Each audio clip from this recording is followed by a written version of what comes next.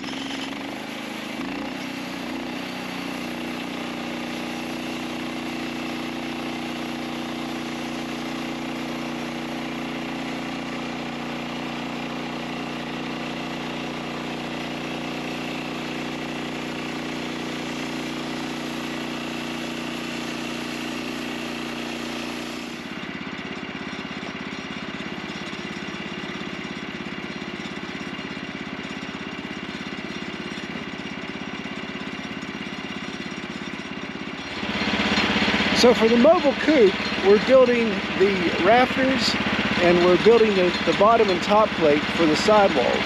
So I need a 12-foot material and 13-foot material. 13-foot for the rafters, 12-foot for the sidewalls.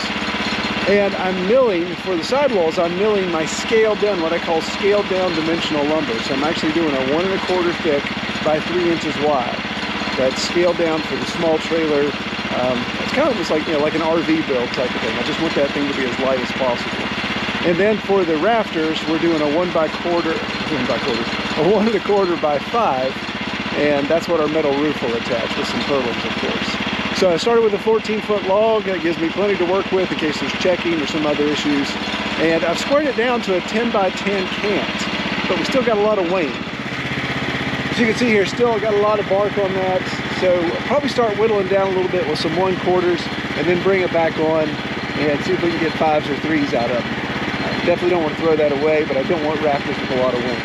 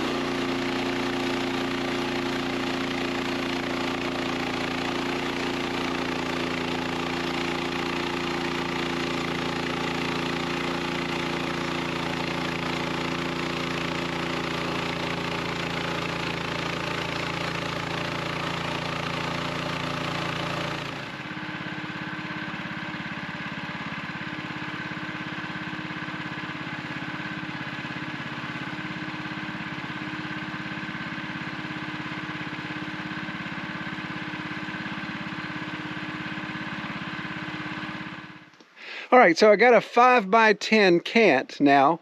You can see where you saw in the video, whew, my eyes are going blind.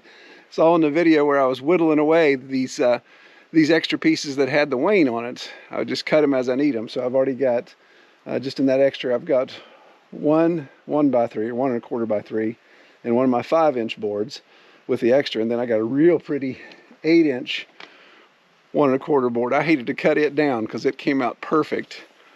I don't know that I necessarily have a specific application for that, but it's a shame to rip that thing down into 3 or 5. I could obviously get a 3 and a 5 out of it with a little bit of curve floss, but I don't know, I hate to waste a pretty board like that. But before I flip this, I want to show you my light setup. This is kind of cobbled together, but it's working out pretty well. Well, obviously we've got the Face of God lights over here that we got from Sansi. You saw me using those in a previous video. Those things are working great, but obviously with a single source you get a big shadow, hence the reason why you can't see my face. So what I've done to allow me to operate key points, I've got a little magnetic light here that shines down on my gauge so I can see that real well. Underneath, I've got a magnetic light here so I can see my blade and my water and see how the blade is aligning with the cant or the log, so that gives me that visual. And then one more on the front, just one of those cob lights. Where did it go? Here it is. So it's one of those cob lights, and just have it bungee corded to the top there. Shines down, illuminates that pretty well. And you obviously can't see as much light. We saw when I first started up the mill, at the beginning of the video, you saw how much light these put out. So I don't know that I'd want to mill with just those, but the combination of those 3 plus the big flood works out great. If I had a flood behind me, then that would kill a lot of the shadows, or maybe even over here, put a flood on the barn and be able to light that up. But if for makeshift and this not being the permanent spot for the mill, it's working out pretty well. Big GoPro shadow on my face there. All right, well, let's flip this cant and keep milling.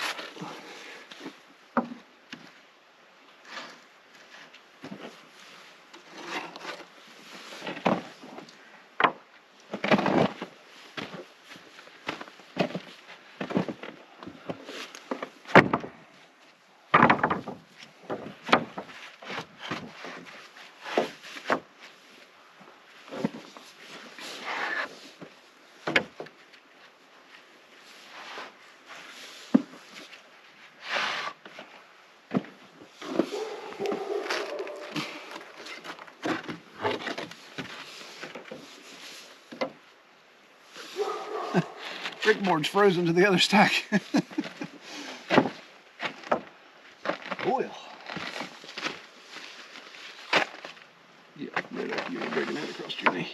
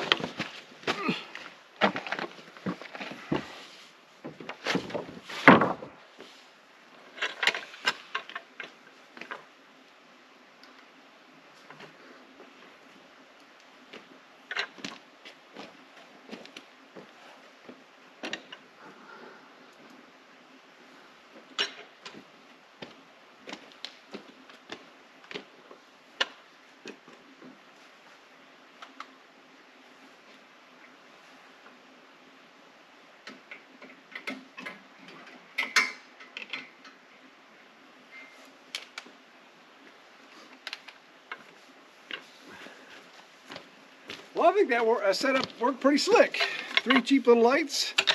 May have to look at updating those or upgrading those to something a little better, a little maybe even weatherproof.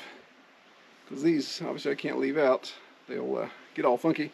But that's fun, man. I love working in the dark. It seems just more peaceful. When I turned the mill off to talk about that those lights set up, I could hear the coyote up the hollow. They were carrying on a little bit, but they normally don't come down this far. They won't get past the boar pasture. They don't like that electric fence. So. Well, I'm anxious to show you guys how we're going to use this in this mobile chicken coop setup. I really like how that's coming together, and it's going to be fun to build, and it's going to be fun to use, hopefully.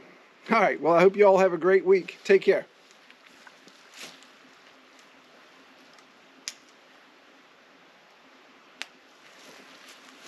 Get going, you turn things off around here. It's darker than a stack of black cats. Oh!